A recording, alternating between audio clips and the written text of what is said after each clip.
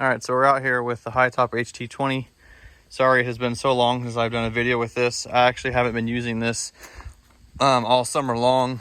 I ended up picking up a skid steer that I've been playing with for quite a while. Anyway, when I had last been using this, the seal on this cylinder started leaking, and so I contacted James Zhang, the guy who I bought this unit from, and he got me a replacement cylinder.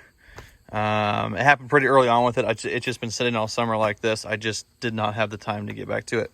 I was kind of dumb, and I didn't end up greasing these points with the needle deal that they have. So I've started to back these out already before I started the video, and you can see how dry they were. So bad on me for not doing that. They're coming out just fine, but make sure you grease all of those so that you don't have an issue in the future. But yeah, like I said, it's been sitting all summer long. I have not started it up since, shoot, I don't know when. The battery was completely dead on it after sitting, understandably, for so long. So I put jumpers on it today and let it sit for a little bit. And when I went to crank it, it fired right up. So I'm still happy with this engine. Like, it's been sitting the whole time and still fired right back up. So yeah. Anyway, I'm just gonna go over replacing your top cylinder on this. So here we go. So on each one of these, you're gonna have a 12mm bolt, just like this. That's gonna be 12mm. You're just gonna back that out on each of these to release that pin. And then you're gonna get a punch, hammer and a punch, and just kind of set inside of this. I'm actually using right now just what I had lying around, a hex, camera to focus here, a hex bolt, 5/32 exactly, and it fits perfectly inside of there. Just got a ball end on it, and I've just been driving those out, and they're coming right out. Like I said, I haven't greased it, but with a little bit of tapping, they're working their way right out. I would film it, but I can't hold the phone and film at the same time, and my GoPro's in the shop at the moment, so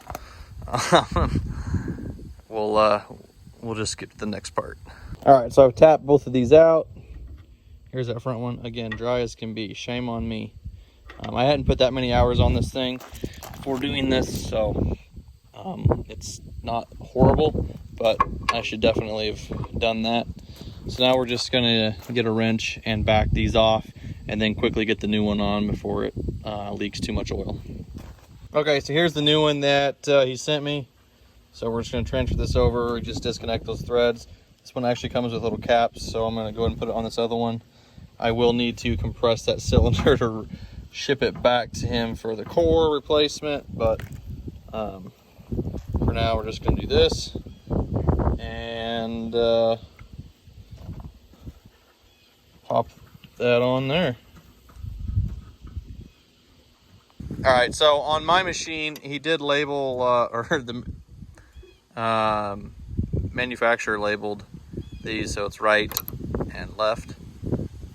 So that made that easy. I mean, not that you wouldn't know from just taking it off, but yep. So we're just gonna get these put back on. And yeah, I do have to figure that one out. I'll probably have to turn this on and extend that drive out, or that arm out, to match back up, but shouldn't be that big of a deal. So we'll get these tightened down. All right, so we got this all put back in. Had to turn the machine on and extend the cylinder out so that we could get it to line up right, and then tap this in with a hammer. Now we're just greasing up those joints, and we'll get the bolts back on, and she'll be ready to rip.